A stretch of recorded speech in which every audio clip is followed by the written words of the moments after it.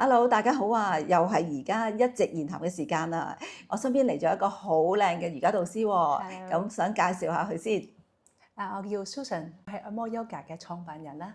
咁我哋另外一個創辦人嘅，咁叫 Monica。咁今日咁啱佢唔喺度啊，咁我做咗訪問先。咁我哋按摩 Yoga 咧就已經咧一直堅持到9年啦。咁我想知道咧，你本身啦係好中意身心健康噶嘛？咁其實係因為自己中意身心健康，慢慢發展到成為自己一個事業啦，自己話覺得哦唔係生活，慢慢令到你行到呢一步咧。其實如果我哋係接觸瑜伽咧，係因為生活上瑣碎嘅嘢嘅。因為喺2003年嗰時候咧，我爸爸突然之間離世啦。咁當時我就有少少其實彷徨嘅，唔知身心靈受創，同埋個人生好似冇咩目標。咁突然之間咧就有朋友話不如你去練習下瑜伽。咁當時我都係諗住係做一個強身健體嘅諗法嘅啫。咁但係原來接觸瑜伽之後咧，然後先發覺瑜伽係身心靈都係需要嘅。咁所以我哋咧而家嘅瑜伽咧，其實有頌缽啦，同埋我哋嘅瑜伽伸展啦，同埋我哋都會做啲瑜伽培訓嘅。嗱，咁我哋都想將瑜伽咧就延續落去嘅，係啦。其實我有接觸過瑜伽，不過咧真係好皮毛。咁但係咧，我又好想知道咧，其實做瑜伽點樣係除咗係玩個過程之中咧，可以放鬆自己啦。其實點樣去令到真係變咗為自己一個習慣，或者令到自己嘅身體啊、心靈上邊咧有個健康咧？係啊，係啦，好嗱，呢個真係誤區嚟嘅。好多人都覺得瑜伽只不過係運動啫，係咪？其實當你真正去接觸到瑜伽咧，然後先發覺瑜伽咧有呼吸、力量、柔韌、伸展係好多嘅。包括平衡啦，其實好多老人家都需要做嘅。你有冇發覺今日坐得好直咗啊？其實係因為我見到你，跟住令我提醒咧，原來咧，因為我屋企人成日提我，哇！你坐直啲啦，坐直啲嘅時候，原來係你係好自然，因為你好似係每日都做緊一樣嘢，係令到唔係淨係做緊瑜伽先至有一個好嘅身體習慣，即係好嘅坐姿。係啦。咁但係我覺得真係好靚，所以我真係覺得，咦，要好好同你學習下先。係啦。好好嘅，其實你如果當瑜伽係你嘅生活嘅一部分咧，其實會慢慢去改變你嘅身心靈嘅。所以我要接觸你多啲，係嘛？OK。嗱，頭先聽過你個故事，你有提過話當年就有件事唔開心啦，屋企人爸爸離開咗。其實嗰個係你一個好重要嘅屋企人，對你嘅影響係咪好大咧？呢度我就想聽下你個故事。其實係嘅，因為自細咧，其實我屋企咧就比較傳統啲嘅，係咁有少少重男輕女嘅。哦，咁但係唯一我爸爸係唔會咯。我爺爺嫲嫲、我媽都會嘅，但係我爸爸唔會。咁自細咧係我爸爸係最錫我嘅人。咁又咁啱，我爸爸係好喺我20歲啊，咁都幾後生嗰時候，我爸爸就走咗啦。所以嗰時我係覺得好似佢呢個世間上咧就冇咩人係痛錫我嘅感覺啦。咁其實都有少少感覺係好似個世界離棄咗我嘅感覺啦。咁學咗瑜伽之後咧就原來係有大愛嘅。我係將瑜伽啲嘢咧係我學到嘅嘢咧，我都可以分享俾大家。我同時我都吸收咗好多即係唔同嘅嘢翻嚟嘅，係啦。其實我感受到你嗰個咧，即係當一個你好生命中好重要嘅人，係突然間唔喺度，同埋嗰個年紀係仲係好後生啊嘛。咁你冇咗一個好真係你一個好親嘅人咧，其實嗰種感覺係好難過。係啦。咁但係我就聽到咧，你話瑜伽原來可以令到你由一個比較低谷嘅心情咧，慢慢行翻上嚟喎。咁呢個都係好難得嘅一件事。係啦。咁今日你又好似頭先講，其實係爸爸一個唔真係好突然嘅離開。係啦，去到今日。咁我又想聽下咧，其實你自己行到呢一步啦，唔單止係做個導師喎，今日你仲係一個老闆嚟嘅喎，係啦。咁你覺得做老闆同埋做一個瑜伽導師有冇分別啊？其實分別都好大㗎。嗱，當我做淨係一個老師嗰時候咧，我淨係對我啲學生負責任嘅啫。咁但係如果我做咗一個老細嗰時候咧，即係管理一間公司之後咧，其實原來好多嘢做嘅。我哋日常工作嘅嘢啦，咁課室入邊嘅運作啦，同埋我哋嘅資金嘅運作啦，咁其實都係需要嘅，所以要好多管理咯。其實係即係唔單止係淨係課堂上邊嘅需要嘅照顧啦。咁頭先你講話資金嘅管理嘅時候，你覺得嗰樣嘢係你一開始嘅時候有冇預計到係原來做老闆係要計咁多數㗎？其實冇啊，因為之前因為我其實一踏足瑜伽嗰時候咧，其實係真係好原始嘅，我淨係負責教嘅。咁但係如果做咗老細咧，原來真係好多嘢需要去做嘅時候咧，原來先發覺原來我又要諗下資金嘅來源，要點樣去吸發翻間公司嘅咁樣，其實係多咗嘢去做嘅。我就問多少少啊，咁你覺得風險咧喺做一個老闆咧，需唔需要好關注到啊？我而家呢一刻，我覺得係真係需要啦，係嘛？係啦。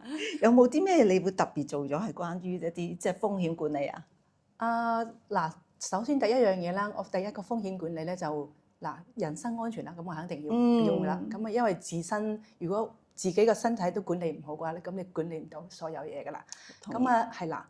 咁第二樣咧就係我公司嘅資金嗰個管理啦。咁我又唔想話有錢嘅時候咧就唔可以周圍亂咁使啦。咁我要留翻喺公司個運作啊。即係投資翻落間公司度啦，係嘛？運作會好啲啦嚇，咁先會長久啦。咁呢個都係好大嘅轉變喎。由一個導師個身份可能好簡單去教課堂嘅範疇，慢慢去進展到咧要管理埋個風險度。咁我又想了解下咧，咁其實你覺得今日你做緊老闆啦，有啲乜嘢你覺得係同以前做導師，除咗頭先講嗰個風險管理之外，有啲乜嘢你覺得係好 enjoy 緊件事啊？好 enjoy 啊！其實咧，如果係好 enjoy 咧，我覺得係。就係當好多啲學生咧受到我哋教過之後咧，佢哋會身心靈健康翻咧，咁其實係對比我咧係一個好大嘅嗰個滿足感嚟嘅。係啦，因為見到佢哋個個好開心咁離開我間課室咧，我就已經好開心噶啦。哇！即係你嗰個愛，可能真係喺瑜伽去教導，慢慢即係好多時做導師就係話課堂，原來當啲學員啊，佢有所學成嘅時候咧，你嗰個滿足感仲更加大。係啦，咁有冇諗過喺呢個工作或者呢個咁嘅事業上邊咧，點可以行得更加遠啊？所以頭先就講話，如果我想行得更遠咧，咁我可能會管理同埋個風險嗰個位置咧，我就可能會花多啲時間去做啦。咦嗱，想問下做緊啲乜嘢？有冇啲乜嘢會係喺你風險管理上邊？例如會唔會係啦？有冇啲咩計劃啊？其實我哋原先咧都會有計劃緊咧，會首先咧都會同學生咧會買啲保險啦，即係意外保險嗰啲咁樣，呢個所有都要做噶啦。咁額外嘅嘢咧，咁其實我哋想資金嗰方面咧就會多餘嘅話咧，我哋會做翻一啲嗰啲叫做積金管理啊，或者係點樣嗰啲，啲財務策劃嗰啲係啦。咦？咁可能可以同你再進一步去講多少少關於呢方面嘅嘢。係啦，咁我又想問多少少關於你頭先講咧，好似係集中做咗一個好女強人嘅角色，因為做咗老闆，亦都係多個係即係唔單止一個導師嘅身份啦。咁另外一樣嘢就係話，你會唔會諗下而家放少咗時間喺屋企㗎？都會㗎，係嘛？係啦。咁屋企多唔多人需要你去照顧？屋企暫時就唔需要，因為我咧就雖然結咗婚，但係我冇小朋友嘅，就冇需要照顧。但係我都因為覺得咧係做咗瑜伽之後，特別係管理一間公司之後，做咗老細之後咧，我覺得喺屋企咧係少咗嘅。咦？咁可能另一半會唔會話：咦，我嘅太太變咗個女強人之後，少咗時間陪佢啊？會啊，佢成日都有時間陪我。咁我又諗下，你即係話你會忽略咗先生同佢陪伴嘅時間，係啦。咁頭先你話我都其實幾滿足緊喺而家個事業上面嘅發展啦，咁樣。咁我又想了解下啦。頭先你話需要去做翻一啲即係可能係財務嘅規劃啊，或者一啲風險管理嘅時候，咁如果你今日偶然你真係要行開，譬如舉例想放一個3星期或者3個月甚至3個月嘅假期，你覺得可唔可以啊？暫時咧我就未試過放3個月嘅假期嘅，但係我有試過即係放3個星期嘅假期嘅。咁因為我有另外個 partner 啦，咁我就可以互相咁去信賴佢，或者係交代晒所有嘅嘢俾佢去做啦。咁我就可以放到3個禮拜嘅假期嘅。咁如果假如你話個 partner 同你一齊放假，兩個結伴要去旅行嘅時候，你覺得可唔可以咧？嗱，而家嚟緊咧，我覺得可以嘅，因為咧我哋就按摩 yoga 咧就組織咗一個瑜伽培訓啦，咁有一啲導師出嚟係幾好幾優秀嘅，咁我哋會可能咧嚟緊都可以交如果我哋兩個一齊去旅行咧，咁都可以交俾我哋啲團隊啦。哇！即係做緊傳承咯，係咪啊？係啦，哇！我成日聽到咧，就係好多人都話啊，將盤生意慢慢交俾自己下一代。咁可能頭先聽到啦，你話哦冇小朋友啦，係即係兩夫婦。咁所以你會交嘅時候咧，嗰個接棒可能係變咗你嘅學員啦係，你嘅學生啊。咁佢哋你覺得有潛質，或者亦都可能個理念係相同，你會將佢交俾佢哋嘅。係啊係。咦，Susan 啊，頭先聽咗你講咧，好多關於一啲咧風險管理喎，關於財務方面嘅風險管理你又知啦，仲有其他咩風險管理你又知道㗎？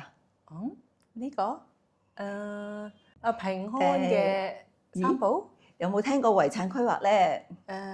之前有朋友介紹過下嘅，但係我冇咁印象深刻嘅。咁你有留意過就啱嘅係啦，係啦。咁我哋成日講嘅平安三寶就係講緊一啲叫平安紙啦，咁有啲叫持久授權書啦，另外就係一啲預設醫療指示。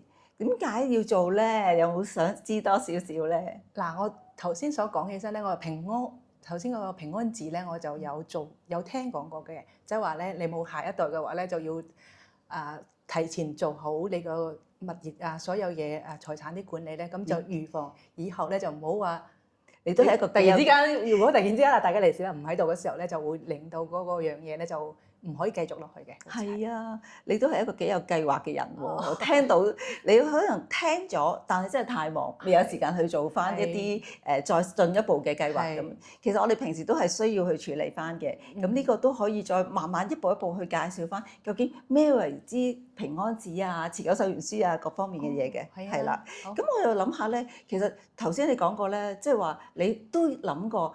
呢盤事業係繼續發展落去嘅，好似話唔想退休嘛。但係可能你會慢慢 slow down 嘅，就將個腳步慢慢放慢，可能交俾你嘅學員啊、你嘅學生去做一個傳承啦。係啦，咁如果係咁嘅時候，你自己會點樣去慢慢去安排咧？首先咧，我都會係等個時機係成熟嘅，先會放低嘅。同埋咧，瑜伽都係一個好好嘅運動，同埋好好嘅身心靈嗰個運動入邊嚟嘅。咁我都唔想係停留嚟嘅。咁啊，只不過係適當嗰時候放低，即係可能暫時休息嘅時候先去俾佢哋全盤交落去。咁所以要做翻繼續落去咧，我諗係希望咧將個團隊做好。